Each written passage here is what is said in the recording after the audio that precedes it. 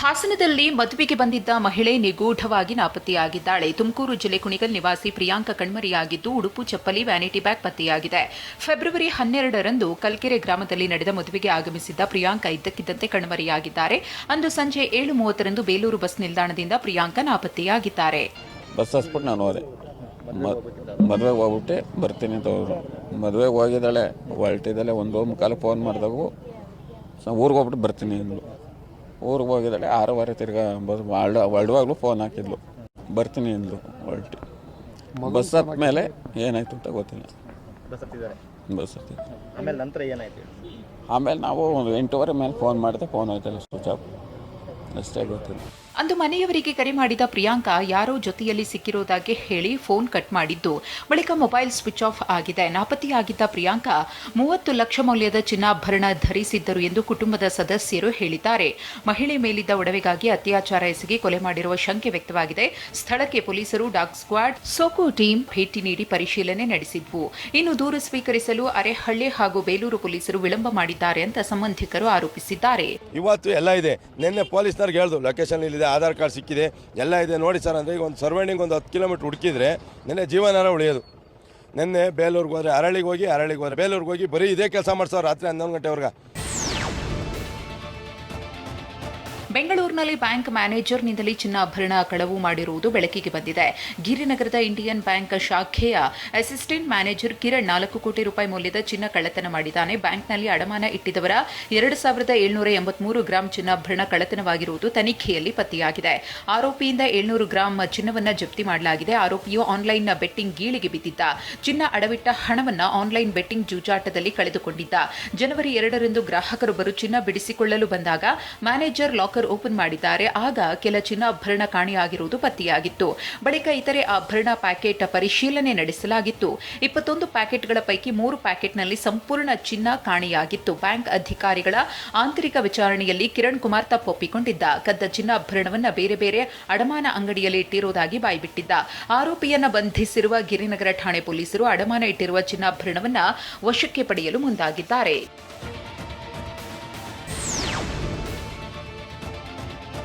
ಆಂಧ್ರಪ್ರದೇಶದಲ್ಲಿ ಸಂಭವಿಸಿದ ಭೀಕರ ರಸ್ತೆ ಅಪಘಾತದಲ್ಲಿ ಯಾದಗಿರಿಯ 3 ಸಾವನ್ನಪ್ಪಿದ್ದಾರೆ. ಆಂಧ್ರಪ್ರದೇಶದ ಜಡಚರ್ಲಾ ಬಳಿ ತಡೆಗೋಡೆಗೆ ಕ್ರೂಸರ್ ವಾಹನ ಡಿಕ್ಕಿಯಾಗಿ ರಾಮರೆಡ್ಡಿ, ಮೇಘ, ಮಹದೇವಪ್ಪ ಎಂಬುವರು ಮೃತಪಟ್ಟಿದ್ದಾರೆ. ಶ್ರೀಶೈಲ ಮಲ್ಲಿಕಾರ್ಜುನ ದರ್ಶನಕ್ಕೆ ಹೋಗುತ್ತಿದ್ದಾಗ ಸಂಭವಿಸಿದ ಅಪಘಾತದಲ್ಲಿ ಯಾದಗಿರಿ ಜಿಲ್ಲೆಯ ಶಹಾಪುರ ತಾಲೂಕಿನ ಗೋಗಿ ಗ್ರಾಮದವರು ಸಾವನ್ನಪ್ಪಿದ್ದಾರೆ. ಅಪಘಾತದಲ್ಲಿ 5 ಗಾಯವಾಗಿದ್ದು ಸ್ಥಳೀಯ ಆಸ್ಪತ್ರೆಯಲ್ಲಿ ಚಿಕಿತ್ಸೆ ಪಡೆಯುತ್ತಿದ್ದಾರೆ. ಚಿಕ್ಕಮಗಳೂರಿನ ಅಜ್ಜಂಪುರದಲ್ಲಿ ಸಂಭವಿಸಿದ ಭೀಕರ ಅಪಘಾತದಲ್ಲಿ 2 ಸಾವನ್ನಪ್ಪಿದ್ದಾರೆ. ಬಗ್ಗುವಳ್ಳಿ ಗೇಟ್ ಬಳಿ ಲಾರಿ ಟ್ರ್ಯಾಕ್ಟರ್ ಮುಖಾಮುಖಿ ಡಿಕ್ಕಿಯಿಂದಾಗಿ ಅಪಘಾತವಾಗಿದೆ. ಟ್ರ್ಯಾಕ್ಟರ್ನಲ್ಲಿದ್ದ 2 ಸಾವನ್ನಪ್ಪಿದ್ರೆ 13 ಜನರಿಗೆ ಗಾಯಗಳಾಗಿವೆ. ಮಾಳಿಗೆಹಟ್ಟಿ ಗ್ರಾಮದ ಮಂಜುನಾಥ್ ಸ್ಥಳದಲ್ಲಿಯೇ ಕೊನೆಯುಸಿರೆಳೆದಿದ್ರೆ, ಹೊಳಿಯಪ್ಪ ಎಂಬಾತ ಶಿವಮೊಗ್ಗದ ಮೆಗ್ಗಾನ್ ಆಸ್ಪತ್ರೆಯಲ್ಲಿ ಮೃತಪಟ್ಟಿದ್ದಾರೆ. ಟ್ರ್ಯಾಕ್ಟರ್ನಲ್ಲಿದ್ದವರು ಚಿತ್ರದುರ್ಗ ಜಿಲ್ಲೆ ಹೊಸದುರ್ಗ ತಾಲೂಕಿನ ಮಾಳಿಗೆಹಟ್ಟಿ ಗ್ರಾಮದವರಾಗಿದ್ದಾರೆ. ಕಲ್ಲತ್ತಗಿರಿ ದೇಗುಲಕ್ಕೆ ತೆರಳಿ ವಾಪಸ್ಸಾಗುತ್ತಿದ್ದಾಗ ಅಪಘಾತವಾಗಿದೆ.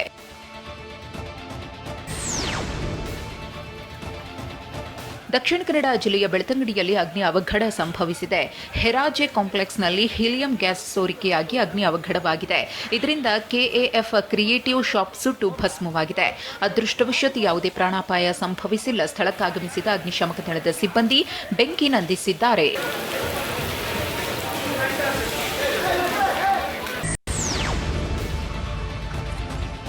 ಚಿತ್ರದುರ್ಗ ತಾಲೂಕು ಕಚೇರಿ ಕಟ್ಟಡದಲ್ಲಿ ಬೆಂಕಿ ಅವಘಡ ಸಂಭವಿಸಿದೆ. ಶಾರ್ಟ್ ಸರ್ಕ್ಯೂಟ್ನಿಂದ ತಾಲೂಕು ಕಚೇರಿ ಆವರಣದಲ್ಲಿದ್ದ ಹಳೆ ಕಟ್ಟಡದಲ್ಲಿ ಬೆಂಕಿ ಉಂಟಾಗಿದೆ.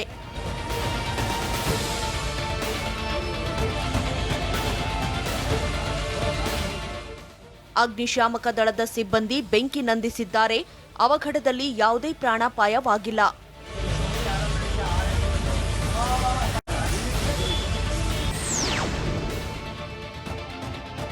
ರೌಡಿ ಶೀಟರ್ ಬಿಕ್ಲು ಶಿವ ಕೊಲೆ ಪ್ರಕರಣದಲ್ಲಿ ಬಂಧನವಾಗಿರೋ ಬಿಜೆಪಿ ಶಾಸಕ ಭೈರತಿ ಬಸವರಾಜ್ಗೆ ನ್ಯಾಯಾಂಗ ಬಂಧನವೋ ಇಲ್ಲ ಸಿಐಡಿ ಕಸ್ಟಡಿಯೋ ಎಂಬುದು ಇಂದು ನಿರ್ಧಾರವಾಗಲಿದೆ. 14 ದಿನ ಕಸ್ಟಡಿಗೆ ಪಡೆಯಲು ಸಿಐಡಿ ಮನವಿ ಮಾಡಲಿದೆ. ನ್ಯಾಯಾಲಯಕ್ಕೆ ಇಂದು ರಜೆ ಇರುವ ಕಾರಣಕ್ಕೆ ಆರೋಪಿಯನ್ನ ಜಡ್ಜ್ ನಿವಾಸಕ್ಕೆ ಹಾಜರುಪಡಿಸುವ ಸಾಧ್ಯತೆ ಇದೆ.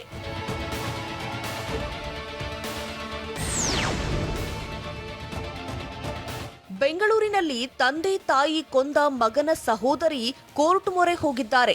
ಸಂಪ್ರದಾಯದ ಪ್ರಕಾರ ಅಂತ್ಯ ಸಂಸ್ಕಾರ ಮಾಡಬೇಕಾಗಿದೆ. ಸಹೋದರನಿಂದಲೇ ಅಂತ್ಯ ಸಂಸ್ಕಾರಕ್ಕೆ ಅವಕಾಶ ಕಲ್ಪಿಸಬೇಕೆಂದು ಕೋರ್ಟ್ಗೆ ಅರ್ಜಿ ಸಲ್ಲಿಸಿದ್ದಾರೆ. ಸದ್ಯಕ್ಕೆ ಆರೋಪಿ ರೋಹನ್ ಭಟ್ ನಿಮಾನ್ಸ್ನಲ್ಲಿ ಚಿಕಿತ್ಸೆ ಪಡೆಯುತ್ತಿದ್ದಾನೆ. ಮಾನಸಿಕ ಅಸ್ವಸ್ಥನಂತೆ ವರ್ತಿಸುತ್ತಿರೋ ರೋಹನ್ ವಿಚಾರಣೆ ವೇಳೆ ಕೊಲೆಗೆ ನಿಖರ ಕಾರಣ ತಿಳಿಸುತ್ತಿಲ್ಲ. ಅಂತ್ಯಕ್ರಿಯೆ ಬಳಿಕ ಸಹೋದರಿಯನ್ನ ಕೂಡ ಎಚ್ಎಎಲ್ ಠಾಣೆ ಪೊಲೀಸರು ವಿಚಾರಣೆ ನಡೆಸಲಿದ್ದಾರೆ.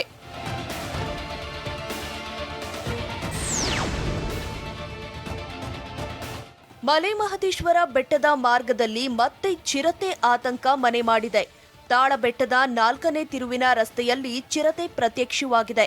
ಹೀಗಾಗಿ ಮಲೆಮಹದೇಶ್ವರ ಭಕ್ತರಲ್ಲಿ ಆತಂಕ ಮನೆ ಮಾಡಿದೆ. ವಾಹನಗಳು ಓಡಾಡ್ತಿದ್ರೂ ಓಡದೆ ಕುಳಿತಿರುವ ಚಿರತೆ ದೃಶ್ಯ ಮೊಬೈಲ್ ಕ್ಯಾಮೆರಾದಲ್ಲಿ ಸೆರೆಯಾಗಿದೆ. ಶಿವರಾತ್ರಿ ಹಬ್ಬ ಹಿನ್ನೆಲೆ ನಾನಾ ಭಾಗಗಳಿಂದ ಆಗಮಿಸುತ್ತಿರುವ ಭಕ್ತರು ಈಗ ಚಿರತೆ ಭಯದಲ್ಲಿಯೇ ಸಂಚರಿಸಬೇಕಾಗಿದೆ.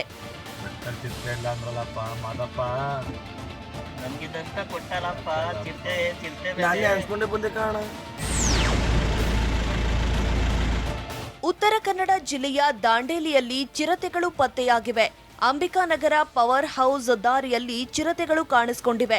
ಕೆಲ ಹೊತ್ತು ಶಾಂತವಾಗಿ ಕೂತು ವಿಶ್ರಾಂತಿ ಪಡೆದ ಚಿರತೆ ಮತ್ತು ಮರಿ ನಂತರ ನಿರ್ಗಮಿಸಿವೆ. ಪ್ರಯಾಣಿಕರ ಮೊಬೈಲ್ನಲ್ಲಿ ಚಿರತೆಗಳ ದೃಶ್ಯ ಸೆರೆಯಾಗಿದೆ.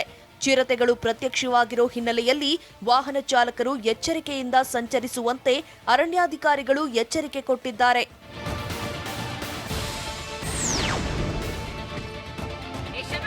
ಮಂಡ್ಯ ಜಿಲ್ಲೆಯಲ್ಲಿ ವಿದ್ಯಾರ್ಥಿಗಳಿಂದ ಗಾರೆ ಕೆಲಸ ಮಾಡಿಸಲಾಗಿದೆ. ನಾಗಮಂಗಲ ತಾಲೂಕಿನ ನಲಕುಂದಿ ಗ್ರಾಮದ ಶಾಲೆ ವಿದ್ಯಾರ್ಥಿಗಳನ್ನ ಗಾರೆ ಕೆಲಸಗಾರರಾಗಿ ದುಡಿಸಿಕೊಳ್ಳಲಾಗಿದೆ. ಈ ವೇಳೆ ಸ್ಥಳೀಯರು ಶಾಲಾ ಶಿಕ್ಷಕರನ್ನ ತರಾಟೆಗೆ ತೆಗೆದುಕೊಂಡಿದ್ದಾರೆ. ಮಕ್ಕಳ ಕೈಯಲ್ಲಿ ಹೇಗೆ ಕೆಲಸ ಮಾಡಿಸ್ತೀರಾ ಅಂತ ಪ್ರಶ್ನಿಸಿದ್ದಾರೆ.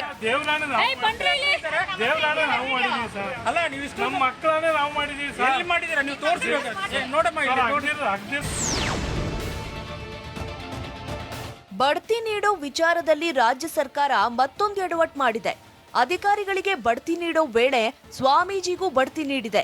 20 ಅಧಿಕಾರಿಗಳ ಜೊತೆಗೆ ಸ್ವಯಂ ನಿವೃತ್ತಿ ಪಡೆದು ಸ್ವಾಮೀಜಿಯಾದ ಎಚ್ಎಲ್ ನಾಗರಾಜ್ ಎಂಬುವರಿಗೆ ಬಡ್ತಿ ನೀಡಲಾಗಿದೆ. ಸ್ಥಳ ನಿರೀಕ್ಷೆಯಲ್ಲಿ ಇದ್ದಾರೆಂದು ನಮೂದು ಮಾಡಿ ಆದೇಶ ಹೊರಡಿಸಿದೆ.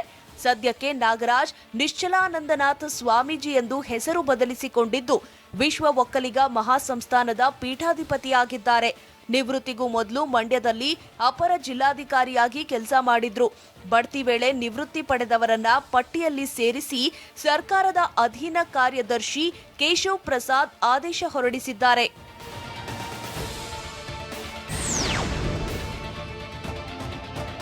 ಆರೋಗ್ಯ ಇಲಾಖೆ ಅಧಿಕಾರಿ ಮೋಹನ್ರನ್ನ ಅಬಕಾರಿ ಇಲಾಖೆಗೆ ವರ್ಗಾವಣೆ ಮಾಡಿದ್ದಾರೆಂದು ಆರೋಪಿಸಿ ಸುಳ್ಳು ಆದೇಶ ಪ್ರತಿ ಹರಿಬಿಟ್ಟವರ ವಿರುದ್ಧ ಸಿಎಂ ಸಿದ್ದರಾಮಯ್ಯ ಗರಂ ಆಗಿದ್ದಾರೆ. ಈ ಸಂಬಂಧ ಎಕ್ಸ್ ಖಾತೆಯಲ್ಲಿ ಪೋಸ್ಟ್ ಮಾಡಿರುವ ಸಿಎಂ ಸಿದ್ದರಾಮಯ್ಯ, ಕೆಲ ಕಿಡಿಗೇಡಿಗಳು ನನ್ನ ಕಚೇರಿಯ ನಕಲಿ ಟಿಪ್ಪಣಿ ಸೃಷ್ಟಿಸಿದ್ದಾರೆ ಎಂದು ಇದು ಅತ್ಯಂತ ಗಂಭೀರ ಸ್ವರೂಪದ ಅಪರಾಧ ಎಂದಿದ್ದಾರೆ.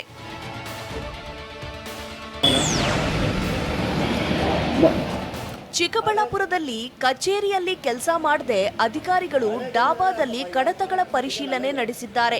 ಗುಡಿಬಂಡೆ ಬೆಸ್ಕಾಂ ಉಪವಿಭಾಗದ ಅಧಿಕಾರಿ ರಾಘವೇಂದ್ರ ಮದ್ಯದ ಬಾಟಲ್ಗಳ ಮುಂದೆ ಕುಳಿತು ಕಡತಗಳ ಪರಿಶೀಲನೆ ಮಾಡ್ತಿರೋ ವಿಡಿಯೋ ವೈರಲ್ ಆಗಿದೆ.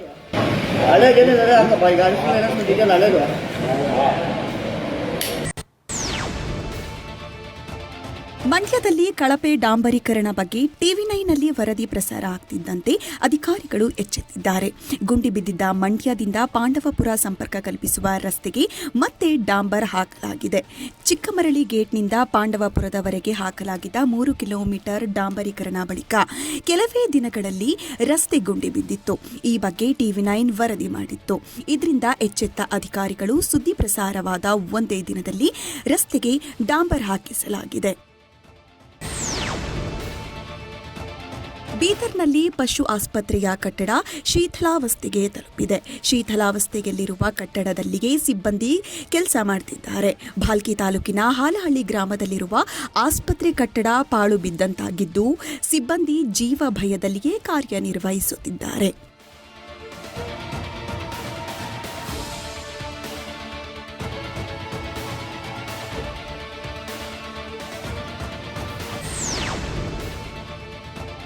ಯಾದಗಿರಿ ಜಿಲ್ಲೆಯಲ್ಲಿ ಸಾಮಾಜಿಕ ಬಹಿಷ್ಕಾರದಂಥ ಅನಿಷ್ಟ ಪದ್ಧತಿ ಇನ್ನೂ ಜೀವಂತವಾಗಿದೆ. ತಮ್ಮದೇ ಸ್ವಕುಡಿ ಸಾಳಿ ಸಮುದಾಯದಿಂದ 12 ಕುಟುಂಬಗಳು ಕಳೆದ 8 ವರ್ಷಗಳಿಂದ ಸಾಮಾಜಿಕ ಬಹಿಷ್ಕಾರ ಎದುರಿಸುತ್ತಿವೆ. ಸಮುದಾಯದ ಹೆಸರಲ್ಲಿರುವ ಸಂಘದ ಅಡಿಯ ಆಸ್ತಿಯ ಲೆಕ್ಕ ಕೇಳಿದ್ದಕ್ಕೆ ಬಹಿಷ್ಕಾರದ ಶಿಕ್ಷೆ ನೀಡಲಾಗಿದೆ. 20 ಕುಟುಂಬಗಳ ಪೈಕಿ 8 ಕುಟುಂಬಗಳು ದಂಡ ಕಟ್ಟಿ ಬಹಿಷ್ಕಾರದಿಂದ ಮುಕ್ತಿ ಪಡೆದಿವೆ. ಆದರೆ 12 ಕುಟುಂಬಗಳು ದಂಡ ಕಟ್ಟದ ಕಾರಣಕ್ಕೆ ಬಹಿಷ್ಕಾರದ ಶಿಕ್ಷೆ ಅನುಭವಿಸುತ್ತಿವೆ.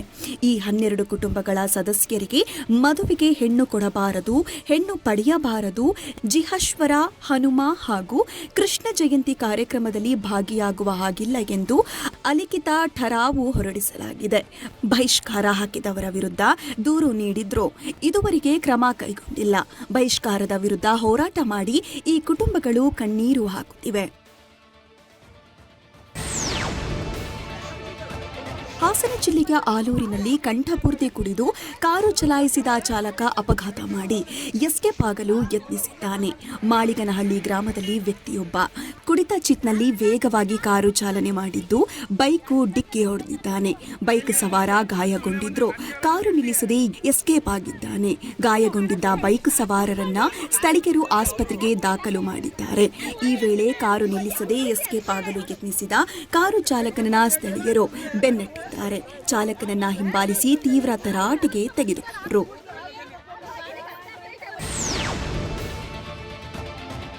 ಹಾಸನ ನಗರದಲ್ಲಿ ಡ್ರಗ್ಸ್ ಮಾರಾಟ ಜಾಲ ಪತ್ತೆಯಾಗಿದೆ. ಕಾರಿನಲ್ಲಿ ಡ್ರಗ್ಸ್ ಸಾಗಿಸ್ತಾ ಇದ್ದ 5 ಆರೋಪಿಗಳನ್ನ ಬಂಧಿಸಿದ್ದಾರೆ.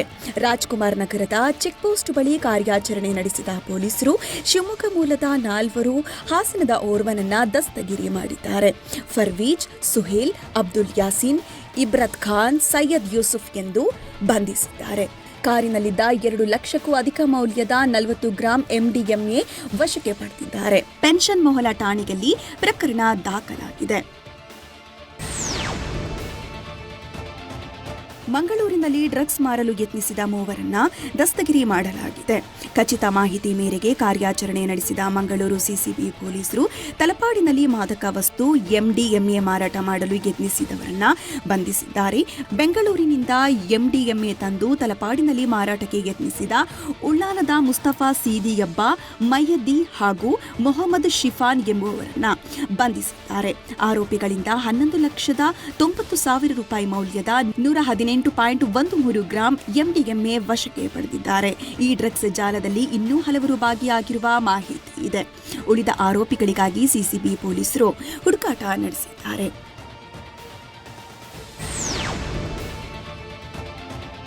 ಚಿಕ್ಕಮಗಳೂರಿನ ಮೇರಿಯನ್ಸ್ ಬಿಸಿ ತಂಡವು ಕರ್ನಾಟಕ ಗ್ರಾಮೀಣ ಲೀಗ್ ಪುರುಷರ basketball championship trophy ಗೆದ್ದುಕೊಂಡಿತು.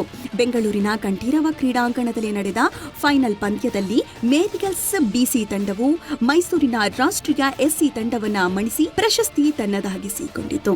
Karnataka Olympic ಅಧ್ಯಕ್ಷ ಕೆ ಗೋವಿಂದರಾಜ್, KSBBA ಉಪಾಧ್ಯಕ್ಷ ರಾಜನ್ ವಿಜೇತರಿಗೆ ಪ್ರಶಸ್ತಿ ವಿತರಿಸಿದರು.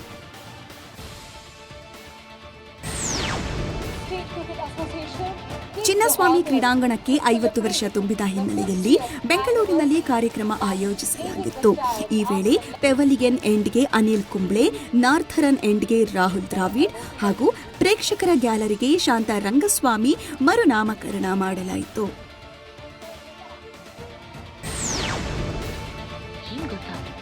ಪ್ರೇಮಿಗಳ ದಿನವೇ ನಟಿ ರಚಿತಾ ರಾಮ್ ಸಾಮಾಜಿಕ ಜಾಲತಾಣದಲ್ಲಿ ಹಾಕಿರೋ ಪೋಸ್ಟ್ ಸಾಕಷ್ಟು ಚರ್ಚೆ ಹುಟ್ಟುಹಾಕಿದೆ. ಐ ಲವ್ ಯು ಎಂದು ಸೋಷಿಯಲ್ ಮೀಡಿಯಾದಲ್ಲಿ ಪೋಸ್ಟ್ ಹಾಕಿದ್ದಾರೆ. ಏನ್ ಗೊತ್ತಾ, ಐ ಲವ್ ಯು ಅಷ್ಟ್. ಹಾಗಾದ್ರೆ Rachita Ram I love you ಅಂದಿದ್ದು ಯಾರಿಗೆ ಎಂಬ ಪ್ರಶ್ನೆ ಅಭಿಮಾನಿಗಳಲ್ಲಿ ಕಾಡತೊಡಗಿದೆ.